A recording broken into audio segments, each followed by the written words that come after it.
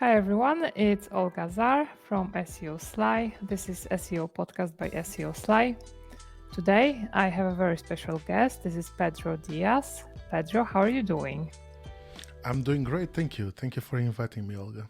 Yeah, I'm really honored to have you here. You are, I think, the second ex-Googler on my show, so this is a real honor to me. Okay, Pedro, if you can briefly introduce yourself, what you are up to, like in a couple of sentences, and then I will probably want to dig deeper into like what you do in SEO. So, as you said, unlike many SEOs, I started in SEO from the other side, from search, and I came into SEO. Um, I've run my own business after Google for 9 years in Brazil. I've been everywhere. Like I've been in Brazil, then I moved back to the side of the ocean. So I moved now to UK, and I run my own business in the UK together with I consult with companies like eBay and Mercado Uh-huh. Libre in South America. So all big e-commerces. That's my kind of uh, expertise nowadays. I've also worked for publishers in the UK, which is a little bit different than in e-commerce, but I've Uh-huh. been everywhere. I've been mostly on product side of things rather than the marketing side of SEO. There's a big battle, and where does SEO fit? Um, Uh-huh. and so yeah, I mean that's what I'm up to nowadays. I consult on my own business, and and that's mostly it. Uh-huh. Uh-huh. So is it like you are like an independent consultant or do you have like a team of people? Both. Well, Uh-huh. I'm an independent consultant, whereas I can consult clients, and for example, eBay. I'm working as a contractor for eBay, so I work within a whole team of developers, engineers, SEOs. So yeah, and I kind Okay. of also have like people that once in a while kind of I can reach out to help me with if I need a hand with something else to consult my clients. Uh-huh, okay. And you are from Portugal, right? Because I thought Yes. you were from Brazil for a very long No. time. Yeah. And you're based now in the UK? Yes, I'm based Okay. in London. Okay. Okay, cool. Okay, so let's go back in time to the very beginning. So how did it all started for you that you landed in SEO? What were your beginnings? You probably didn't start with SEO, so what No. was it? So I mean, my primary formation is in design, web design, and where I studied all these areas like information architecture, accessibility, usability, etc. So this is like something that was already kind of in me.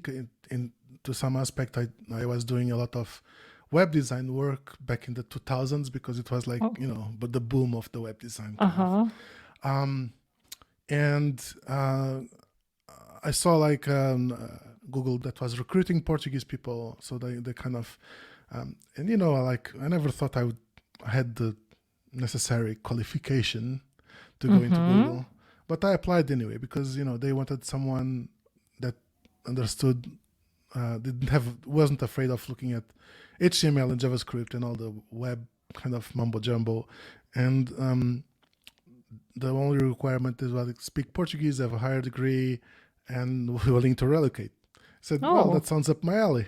So I kind of, applied, said, okay, they're never going to hire me, and they hired me. So it was like February, March 2006. I went to Ireland. I went to Dublin. I moved to Dublin as on a permanent basis. And I started on Google, and it was like the search quality team. We would The requirements would be like to have a good notion of the web, the Portuguese language market. We would have to kind of look at websites and kind of assess them, much like different from quality raters, but a bit because this team would apply penalties on websites. Uh-huh. Okay.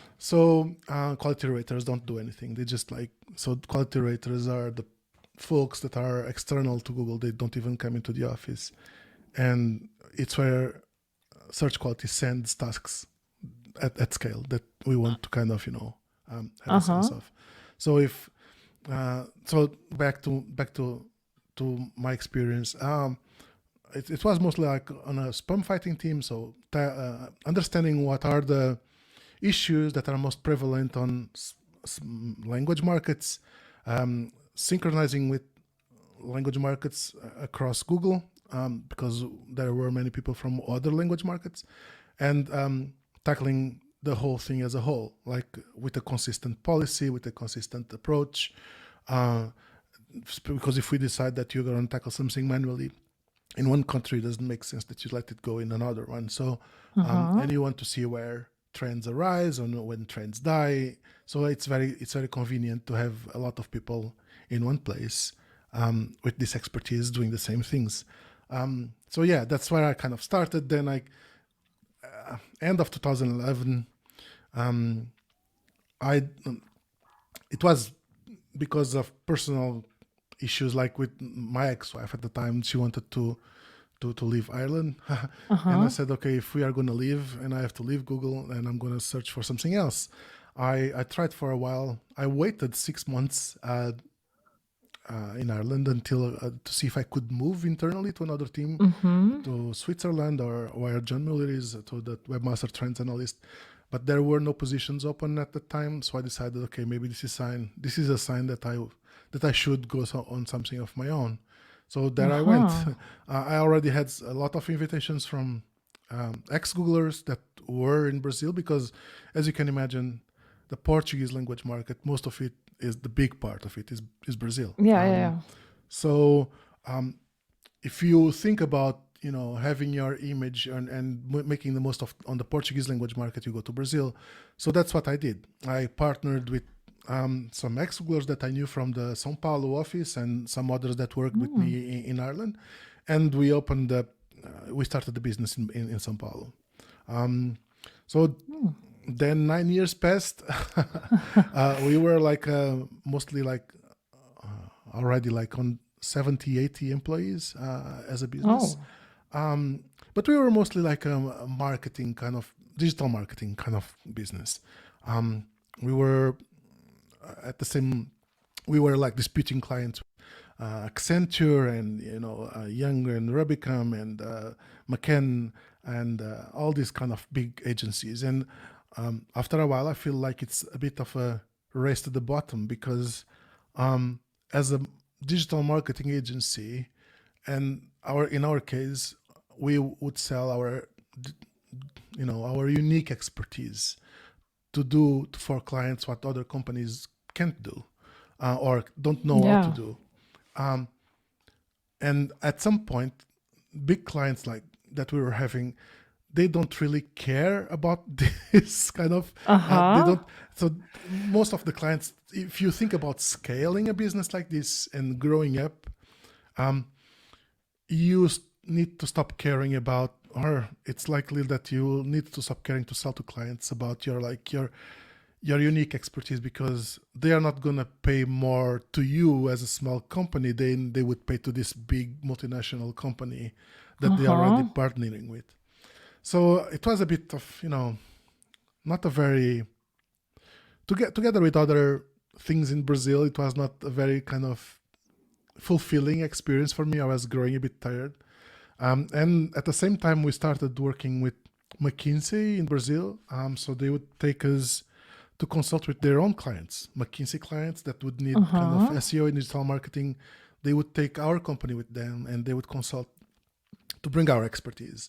And I started to get a bit of a taste again of being embedded in other companies as in the product side of things, not so much in the marketing. And so I was like, this is what I want to do now, being like a solo consultant, going smaller again, being more focused and integrating product teams, help the SEO problems within the product, because the marketing is very volatile and it's very superficial in some aspects of what you can do and what you, in my case, what I wanted to do. So yeah, there I went. Like, it was in the middle of the pandemic, November 2020, and I flew into the UK, and like a week later they closed everything, the flights and everything. So I was like, this Just in timing. the nick of time, yeah. Yes. So I just arrived in London like in 1st of November 2020, and yeah, after a while I already came with an offer to be the head of SEO for, at the time, Reach PLC. It was one of the biggest news publishers in the UK, and I went from there. After a while, I got an offer from another company, another publisher as well, that didn't went so well because, internal problems and of the company, and I don't want to go on about it, but it was a bit. It was not such a good experience, and I said, okay, you know what? Maybe it's a good time for me to think about opening my business here. So I did. I opened my business, and then eBay came along, and then Mercado Libre came along, and then and here we are now. Okay, cool. And it's like I think almost every SEO's biggest dream is to work for Google. So can you maybe tell me more about the recruitment process back then? Like, I guess you probably had to go through multiple stages. Like, is there something you can share? Yes. So yeah, I went through like 5 or 6 stages in the interview. Most of them were done from the seat of my car with some papers on my lap. Because I was working for a advertising agency back then in Lisbon. I was not officially the head, but I was, I was spearheading their web design department. And at the time, like I said in the beginning, Google was searching for people that spoke Portuguese, had some kind their hands deep in web and web development. They knew what they knew about the Portuguese language market well on the web, and kind of that was all. I mean, and the interview process was mostly asking me between questions about HTML, JavaScript, web servers, configurations, all of this stuff, and then what was my vision of what the web would become, what Google would become, things like what I think a good website is, what I think a bad website is, and all of this like through multiple stakeholders at Google. So I think I first interviewed with like some people that would be my colleagues directly. Then I interviewed like with HR at Google. Then I interviewed with people from the United States, from other teams. Then I interviewed from the director that would be my director at Google, and then some more kind of ironing out the details on traveling, etc. So all of it, like, it were a lot of stages. And the funny thing is that these hirings were all done initially as contractors. So everyone would go as a contractor to Google. We would not go as full-time employees. And then if we kind of fulfilled the criteria, it's like if we met or, exceeded their expectations on what we were able to accomplish, then they would turn us into full-time employees. And that's what happened. Like, so I went to Google into March 2006, and in July 2007 I was made a full-time employee. And then I went on to the team. After like being a full-time employee, I got a bit more insights into, so I would not need to work behind the proxy anymore. For example, I would have access to a lot of things that I wouldn't have before, because usually contractors would work like behind what they call a proxy, so you don't have access to a lot of internal things. But after I turn a full-time employee, then you have access to things. You have access then to, of course, things that you need. You don't have access to everything, because no one at Google has access to everything. But I was put a lot into the search quality team, and I think it was a lucky for me, because I had access to things early on that allowed me to understand a lot of how Google works, that by the end of 2011, when I left, new employees wouldn't have access anymore because as we started to progress, so I entered the team at a very early stage, meaning that the tools that we had to work with were tools that were very bare bones and didn't have sometimes the necessary layers to shield people from accessing. So if I didn't have access to the deeper systems, I would not be able to perform my work. And then I started to be part of the tools development team. So I started to work for, besides fighting spam, I started to develop tools to fight spam as well within the team. And my main knowledge being in, web design and kind of design, etc.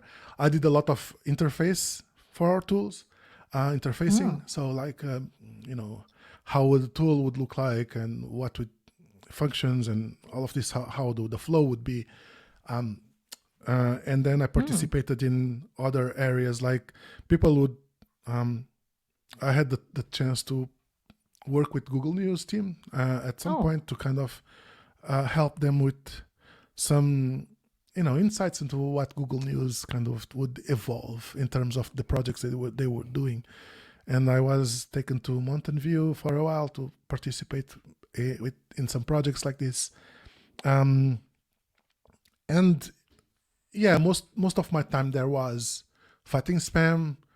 Then I started to lead efforts on the spam fighting for the Portuguese language market.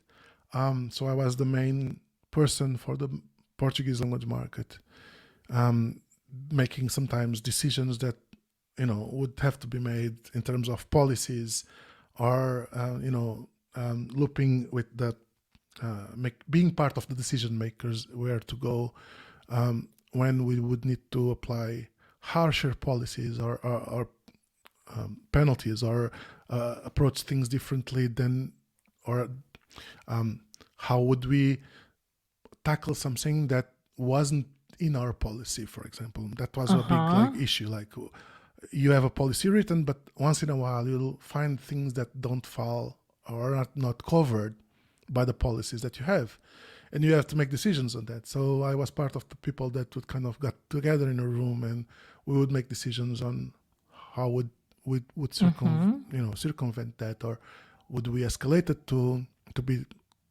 solved at an algorithmic or engineering level, or could we tackle it manually? And so it was always like decisions that would involve then making something that we wouldn't be, how can I put this? We wouldn't feel unfair, or wouldn't be unfair to anyone, because once you make a decision of something that falls out of your policy, you need to think of how does this spread out to other language markets that have similar or not so similar behaviors. What are you going to do about it? Another thing that people don't consider sometimes is like, okay, you are complaining that your language market has a lot of this low quality content, and Google doesn't do anything about it. But if we remove that, what comes after? Is it better? So sometimes in many language markets, you'd have this kind of low quality stuff that would kind of, despite being kind of arguably low quality or spammy, it's the best that the market has, because the amount of content in the market is low, and there are not many people putting content outside or publishing content, and you have to live with that for a while until better things come, so you can start tackling the bad things. So that's a lot of super interesting. Yeah, these decisions that you have to make, where it's not just you go with the hammer and you start hammering everything that looks bad, because you'll have to deal with other things afterward. You have to think of the whole cycle. So that was, in a nutshell, that was mostly it. And then so I became an analyst. For you are An analyst is someone that already like goes into more investigative side of things. So rather than kind of being more like a repetitive task maker, so you'd have like to go into this kind of side quests to kind of go into investigate on link schemes and on to what's happening where and who is So the you were spammer. considering the reconsideration requests? Also, yes. And sometimes you have like two super interesting things. Like sometimes you have to kind of people from the consideration requests already by the way that they write, by the way that they complain about something. So it is already like the style of writing. You've seen it like 20 times of the same person, and you already know who the person is, like who the guy is, because you've been following him like on his websites through all the web. So it's like funny. Well, yeah, it's interesting. Yeah. Okay, and talking about this, because this was supposed to be my question, like how is Google like more intelligent in English speaking kind of results? But it looks like what you're saying, there's simply fewer results, because like my native language is Polish, and I can see very easily that when I look for something in Polish, like on the second or third page, very often there is like rubbish totally. And in English, like all 100 results seem to be like fairly okay. So that was like supposed to be my question. Like, do you think like the algorithm is like more? It probably is well trained. Like, tell So me about. yes, one thing that you need to consider when you have low quality results or when you have spam is how much of that is exposed to eyeballs. And if you think like about English, almost every country has a search in English in the world. So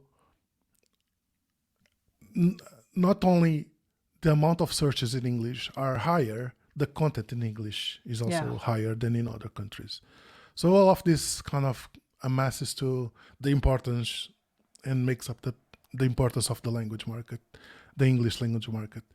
And then you have markets like Portuguese as well, and Polish and other language markets that where the amount of content is much less, and you have also like a bit less queries, a bit less. So it's less exposed to eyeballs.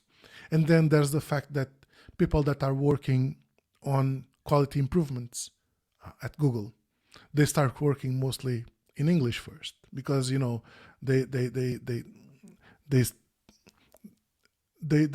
do experiments. Although they have the ability to do experiments at a global level, because they can push experiments to users at anywhere in the world, and to pools of users in specific countries if they want. But when you start to work on a quality thing, you start to assess how does this affect the English language market, and that's why you first end up fine tuning it. It's on the English language market, and then you work with people like me that at the time, where the analyst that is responsible for the language market is able like to talk with engineers and see what they are tackling and what they will kind of show you samples of what they are tackling and things that could fall out of the scope of what they are tackling, or things that fall inside of the scope of what they are tackling. And then you help them in the aspect of, yes, this is like you are missing this, or you are being over, you are going over and hitting things that you shouldn't. So yeah, and there's this kind of help that goes from the expertise from the language market experts, and helping engineers kind of tackle the needed things that are singular to these language markets. Well, yeah, that's mostly it. And No, there's not nothing more. That's just that. That's it. Okay, cool. So quality team, Google search quality team. So quality means the absence of spam. Like, can you walk me through your eyes? Not Like, only. what's I mean, quality? quality is well, I used to say quality is in the eye of the beholder, the people Mm-hmm. that. So for me and you, quality are two different things, probably because we have different experiences of Mm-hmm. life, different things that we experience through life, um, and while for me, kind of, for example, being in in in in some city in Poland would be like a wow factor, because I've never been there. For you, you've been there, like you lived there all your life. It could, maybe it's just like it's your day to day life, and you Mm-hmm. don't feel it like you know. Yeah, So in this aspect, we have two different criteria of totally. quality. So and quality is needs to be assessed at scale by user behavior. So Google doesn't dictate anything regarding quality. Mm-hmm. What Google says is let me look at the behavior of my users, how they interact with these results that I'm gonna show them, and more importantly, when I switch the this set of results for this, does the behavior change for the better or for the worse? And then assess quality based on that. So Google assesses quality that is given from the users that are doing the queries, and that's why they are always pushing quality improvements, because quality is not a linear thing. It's not. Uh-huh. Quality degrades over time. So if you have always the same thing as the same quality, after a while it's not quality anymore because you are used to that. It's not. I don't know if Yeah. you are aware with that Peter Morville's honeycomb that has like the usability, findability, Yeah. I you think know. so. Yeah. So all of those are aspects that compose quality, and when all of those criteria kind of surpass your expectations or exceed your expectations, you could say that you have quality, because it's something that surprises me in a good sense. It's something that is innovative. It's something that was never seen before, and that kind of made some change to my life that fulfilled the need that I have. But after that need is fulfilled, and I found a way that fulfill my need constantly, that stops being quality, because as human beings, we know that we didn't have, for example, we would have to fight lions and Yeah. cook food in the forest Yeah. in the past. And albeit nowadays we live in houses with heating, sometimes we are not happy with it anymore, because Yeah. it's not, we our expectations are never fulfilled to Yeah. the sense that we are happy with what we have. We always want a little bit more. We always want to improve a little bit more. And this is the same that goes on what you see in content on the web and in search, and what people search for. So people always search for something more. And if the same set of results that we Google showed like in, I don't know, 2006 would be the Yeah. same nowadays, it wouldn't be quality, because it's just the same thing. Yeah. So Totally. people sometimes say, oh, my site ranked like first result for 5 years. I never did anything, and suddenly kind of dropped. Yeah, What happened? well, people happened. Expectations happened. So Yeah. and you didn't go along with the expectations. You don't talk to your users. You don't ask your users what they are missing on your website. You don't get feedback from whom matters. You follow Google. You don't follow your users. So that's why I'm always like, and it seems like a bit of a cliche sometimes. And people say, yeah, but nobody does it. That's the thing. Nobody goes to their users and asks, oh, what did you find out? What did you find off my website? What did you miss? Is there something that I could kind of have there that I didn't have there when you found my business and you contacted me? So if we are always going after Google, then we are missing one step. we are going. It's like the dog after the tail. In like, Yeah. we should kind of take the middleman, which is Google, and go directly to our users and have the confidence to do on our websites changes that are needed to meet their expectations and meet what our users tell us that they need and what they thought it was wrong. Obviously, with the mind of an SEO, it's not just going blindly and doing everything like upside down. Oh, my user said they'll miss a lot of images, so I'm going to make my whole website of images. Yeah. Good luck at that. So you have to have like, okay, my users said that they miss images more of my website because it's all text. So I'm gonna, as I know how Google works, I know what needs to be done in terms of having images on a website. How can I, in a sensible way, Yeah, in a sensible way. Yeah, yes, totally. exactly. So yeah, and that's the thing that I think sometimes SEOs tend to follow a little bit too much cheat sheets and kind of those ready kind of overdo some things. audit kind of bullet points that what they end up. I just had a client that came to me a few days ago and said, oh, I had this experience with this big company, and we all know the guy if I tell the name, but I'm not, that they kind of threw me an audit of like, I don't know how many pages with things that I could do and things that I couldn't. Well, if you can't, why the hell are you putting out things that for your client that he cannot do?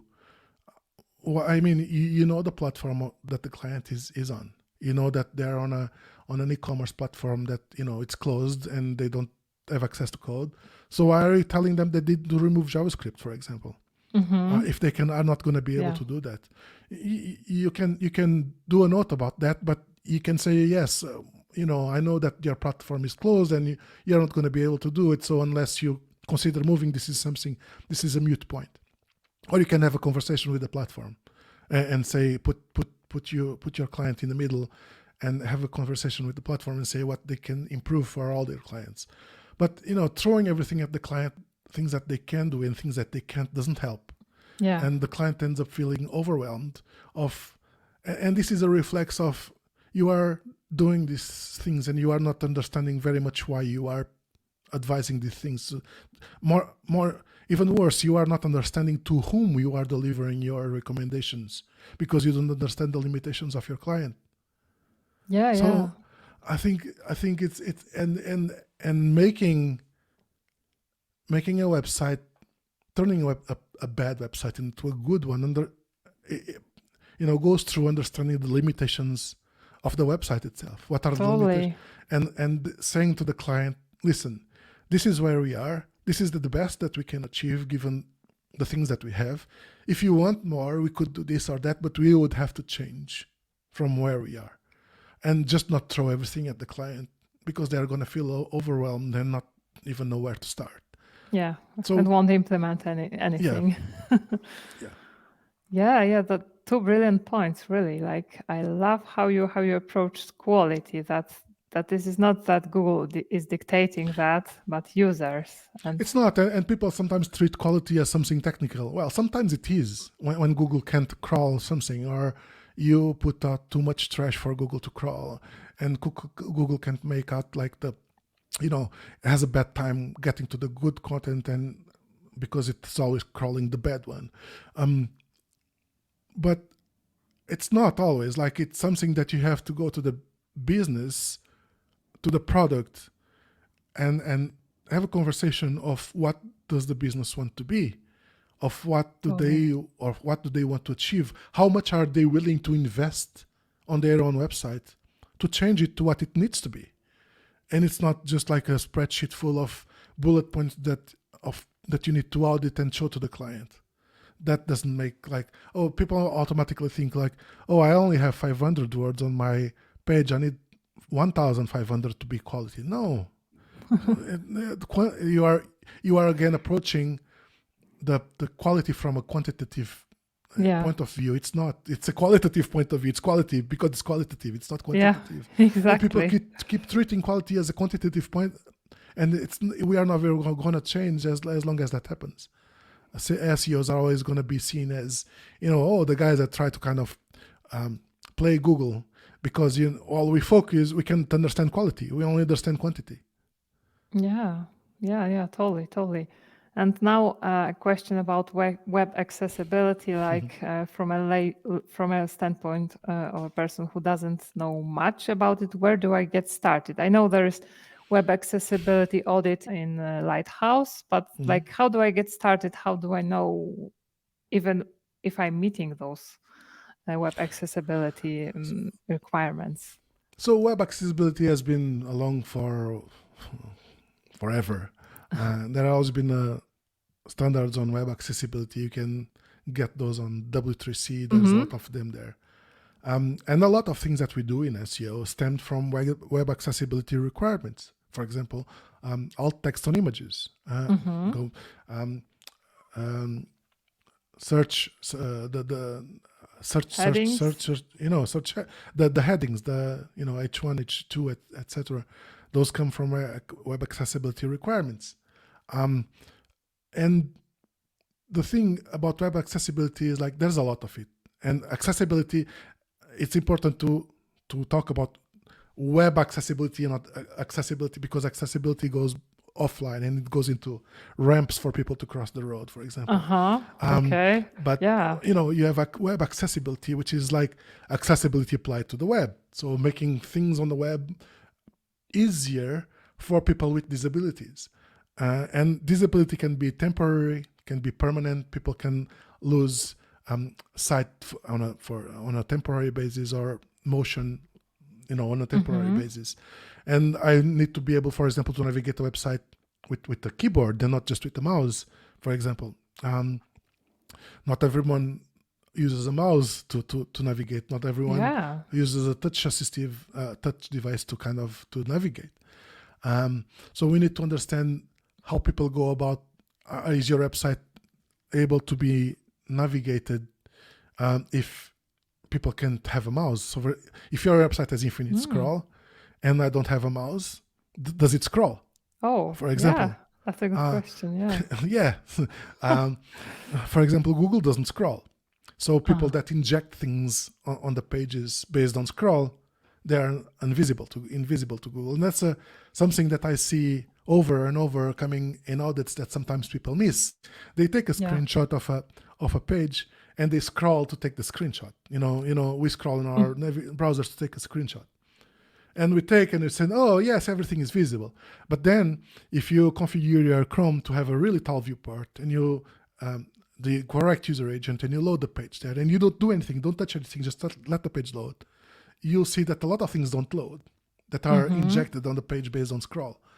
And so it's two different scenarios. It's you are, when you don't understand how Google and people with disabilities navigate, you miss these things because it's just not natural to you to look at these things.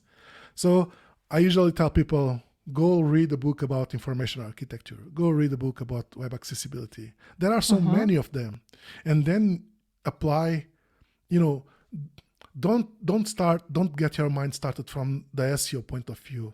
Have your mind start from the web accessibility point of view and information architecture, and apply SEO to it. And that's where, for me, that's the correct way of approaching it. And that's why you start, that's where understand quality and what things would make sense on a page and what things don't. And it's a bit impossible to put into words, but it's something that you have to build up as your own intuition and your own general knowledge. Because as long as your SEO work is like looking out for the best tool and looking out for the best plugin and the best spreadsheet and with the best checklist and I'm just going to do everything with artificial intelligence now. You are missing the point. You're leaving a lot of stuff on the table that you shouldn't, because you're just you're first tools is like you're letting people decide for you what's important on a page. Yeah, Because totally. tools will tell you some things that are silly and they will miss other things that are important. So it's up to the ability of who coded the tool, what the tool looks for, and what kind of, it should, it's helpful, but your brain is more important than the tool. Totally. Yeah. Couldn't agree more. Yeah. And can you also rant a little bit about like user experience and SEO? Because like the way you look at those things is a bit different, and I think will make Yeah, people understand those way better. I rant because I'm a bit passionate about these Yeah, topics, I can see that. and I see sometimes people approaching it from such a simplistic way and putting out advice without, okay, sometimes it's hard to put out advice in a more elaborate way because social media is quick and it doesn't give you much space to kind of elaborate on all the points that you would like. But it doesn't hurt to put like a disclaimer, like there are more to it, please, and make people curious about the topic so they go research more. Don't what bugs me about sometimes SEO advice is that people put out advice and they put it as the only advice and as them being the source of this advice, and they don't entice others to go and search for more and complement other things to what they are advising.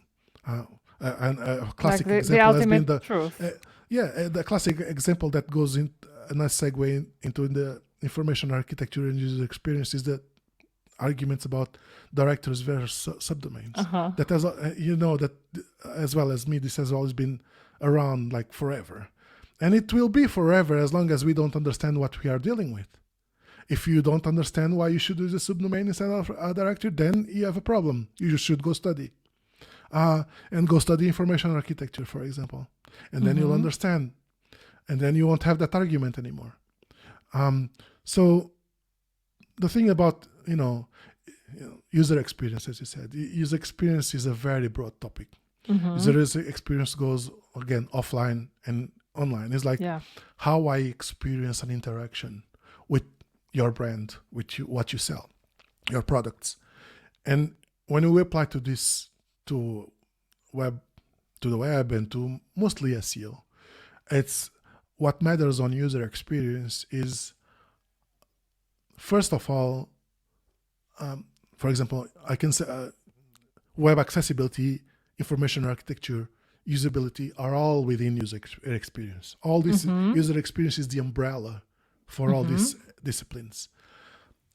And if you talk about user experience, it's very broad. So I'm going to branch it into these three areas, which is information architecture, web accessibility, and usability. So we already talked a little bit about web accessibility. So let's talk about information architecture. Information architecture is no more than how people organize things, how you perceive the logic of what comes before and what comes after. So you know that the drawer goes into the cupboard and you put things in the drawer, not the other way around. So, and when you are building a website, which is a hierarchical tree, you need to understand what comes before and what comes after.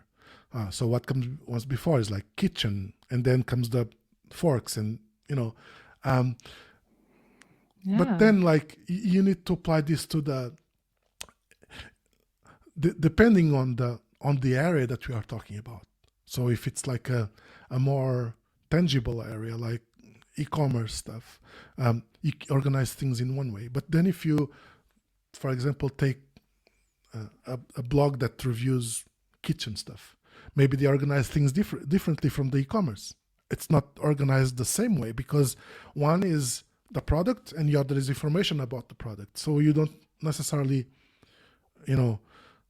compartmentalize the information the same way in both aspects.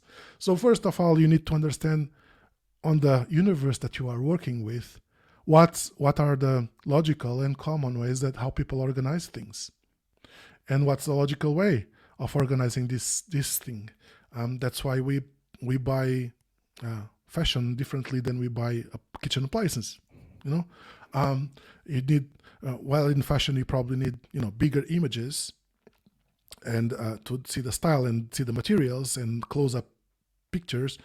And kitchen appliances, maybe you need a more detailed description about the product and the voltage and whatever is there that you don't need on the other one. So you need to understand which universe are you working with and how extensive is it. So, for example, if I only sell kitchen stuff, my universe is much more restricted, and I can go more in depth into what I sell than if my store sells everything. Yeah. For example, eBay sells everything. They don't just sell like kitchen. They sell cars. They sell. I've seen kind of houses for sale. So in that aspect, you cannot apply the same principles and the same rigid approach to organizing a website than if you would apply if you were organizing a smaller website. So within a small website, you can go deeper. You can be more nuanced in how you split things. Are you going to turn this into a category? Are you going to turn it into a subcategory? So whereas if it's more broad, you run the risk of overdoing it, and you don't want the website to be too capillarized, or you don't want to do it too much or too little. This is the thing. Like you have, and this is the unfortunate part of this is that there is no way to know that you are doing it well unless you have experience and go through many and read about it and talk with people and discuss about it. Because I've been doing this for 20 years about information architecture, and I still sometimes miss things because I don't know well in depth of a certain vertical, or I don't know well in depth of a certain target audience, or the product that my client sells is too technical, or is so not so much technical. So all of this dictates how a website should be built. And the thing is, like, information architecture should be planned in a way that it shouldn't change. Like we don't want to be doing migrations. So that's another, that's another thing that kind of ties in with SEO. So when you do a well-planned architecture that stems from looking at a hierarchical tree, or for example, I can give you, I think it's better if I give a more concrete example. When I work with clients that have a new project to launch, or we have a website to launch, and so I try to understand what is the universe that they're going to live in, right? And because it's very difficult sometimes to understand, we need to consider parallel universes that they are going to live in. So are you going to live in this Star Wars universe or in this Star Trek universe? Because they both have spaceships. And you need to understand what are the nuances to each of them. So sometimes I go to the extent of doing, you know what, I'm going to do 2 examples of a hierarchical tree of a website, and then we are going to see which one fits best. And then I'm going to let it marinate for a while. I've built these 2, I'll let it on the side, and I'm going to build a 3rd one. Maybe I'm going to build, I don't know, some other spaceship kind of universe that I didn't think of. And I'm going to then get it all together and see after like a week or 2 and see which one looks best. Is this one that looks more future-proof, or this one looks more future-proof? Because you want to be spending time on planning your information architecture, so later you don't have to change because you didn't think about something that you should have.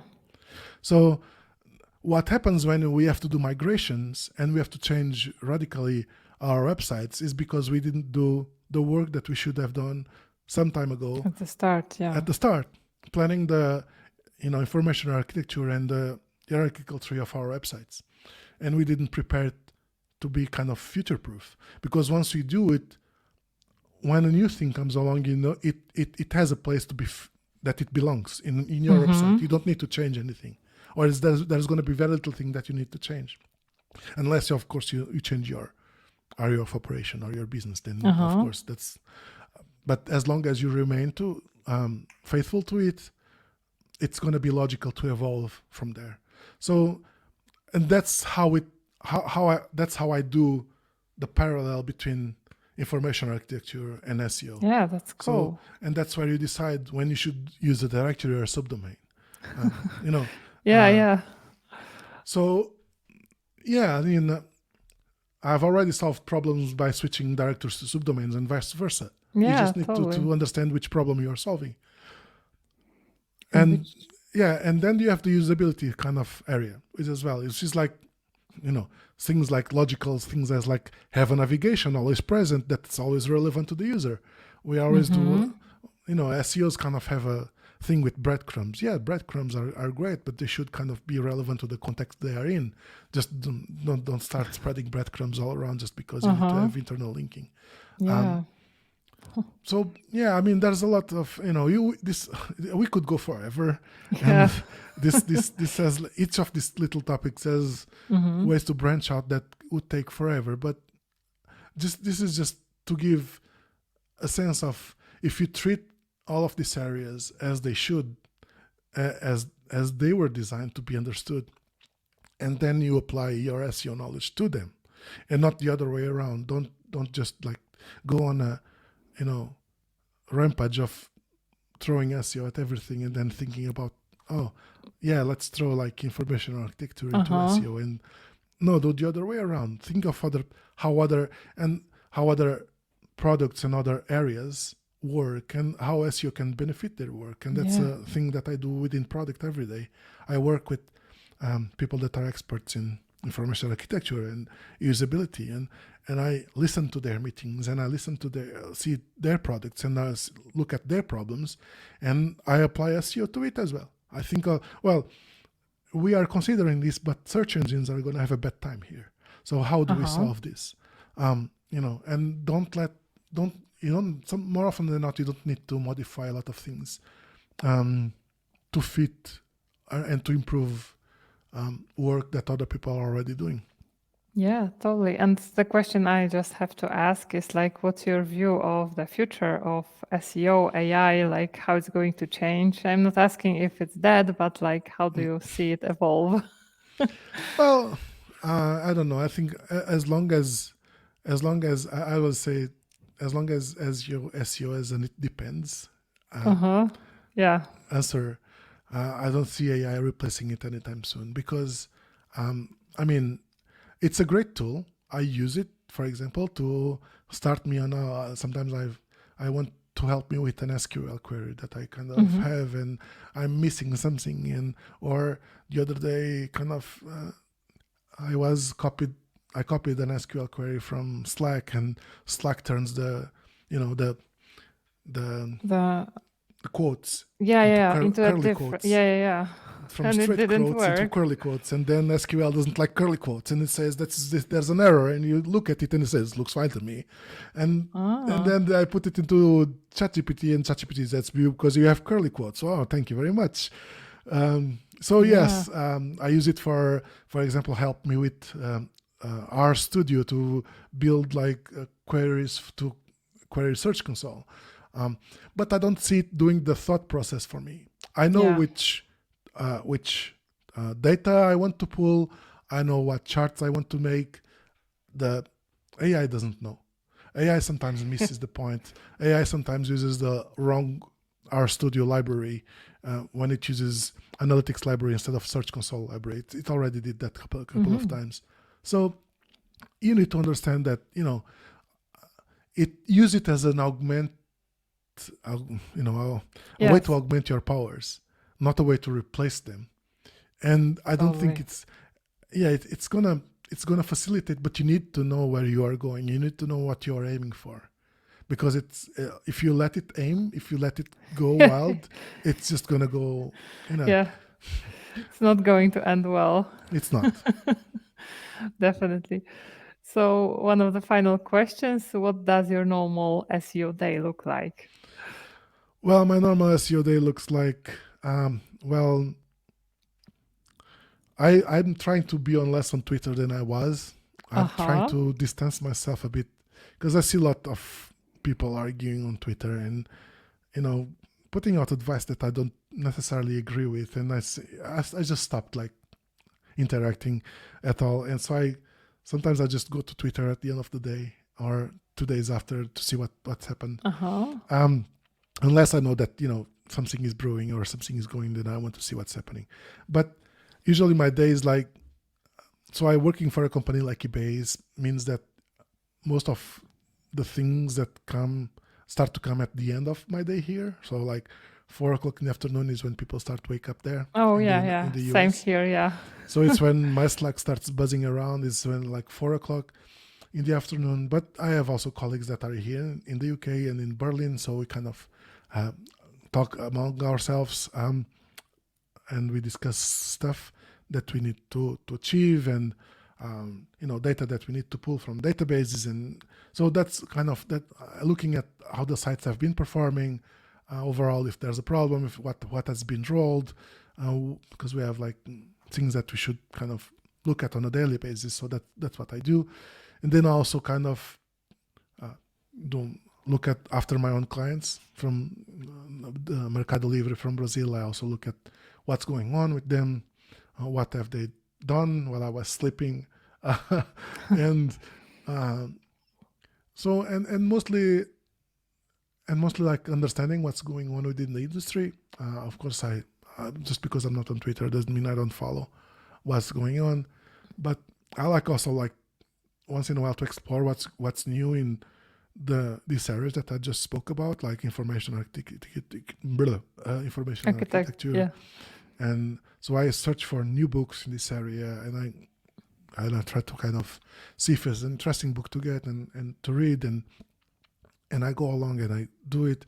I participate in like I participate is a no first statement because I mostly lurk now in forums that I was a member of, like Google Help Forum, to see what's going there, and the Chrome performance forums as well, and to see what's going in there. And I try to kind of see what people are discussing about, what topics we are talking about, and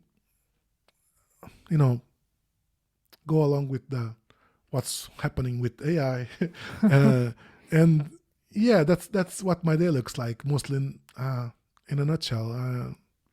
I try to kind of do some biking and running as well in the mornings, usually when I have time. Do you work over weekends? I don't. You don't? Well, as a policy, I don't work at weekends. I do if a client of mine needs. So if I have a client that we are pushing some project, we are in the beginning, things are kind of rough, they need kind of, to get things straight, they need to iron out things with their suppliers. If there's something that I can do that's gonna make them feel better, and if that goes on, if I will have to do it over a Saturday or a Sunday, I will do it. Otherwise, I don't. Okay, cool. Okay, so where can people find you, follow you? Like, what's the best place? You said you are not that much on Twitter. Well, but yeah, that's still the best place to get me. Yeah. Well, I'm at Pedro Dias on Twitter, is here on the screen. I'm, my company is also there, kind of visively.com. VIS. Yeah, I will link it. IVLY. So visively.com. You can find me on LinkedIn as well. I've been kind of trying to get back to doing some blogging now, but some podcasting, where I kind of, I had this podcast was called 3 Things in Search, where I would kind of talk about the 3 most important things in search that happened. And meanwhile, things happen and things in my life changed. So I had to kind of put a pause on the podcast, and then I didn't go back to it. But I've been planning to kind of go back to it because I have a lot of things here that I should kind of use and I'm not using. So I can't wait yeah, for the podcast. Well, yeah. I should start to at least like putting my rants out more. Yeah, More it's enough. You just like rant, a and 5 minute people will rant, love it. Yeah, a 5 minute rant per day, yeah, not more totally. than that. And so I've been trying to put a start to that as well. It's called Search Ramblings, and I don't know if I'm gonna get that along. I get that back. I think I can. I'm gonna use that again to put it to start my new gig. But otherwise, LinkedIn as well. Like, so I'm split between like what the two social networks that I look at the most are Twitter and LinkedIn, despite not being there actively every day. So if I don't answer you right away, don't. I usually answer. I usually reply to people that are nice, that don't come like full of themselves or anything like that. Yeah, I'm not selling you links. So yeah, mostly it. And if you need anything, like, you can get to me through my company page. It's all my contacts are there. So Okay, yeah, cool. that's mostly it. Okay, cool. So Pedro, thank you so much. It was an honor to have you. This was like so many knowledge bombs. So I'm super excited that I had you on my show. Well, thanks a lot, Olga. It's nice to see that people are doing this kind of podcasting and putting their knowledge out. It's always nice to speak with new people in the industry. And thanks for having me in your podcast. Best of luck. Yeah, totally. And you're making success. I'm trying. Continue on your path. Yeah, I'll be trying. So thank you, and thanks everyone. Bye bye. Bye bye.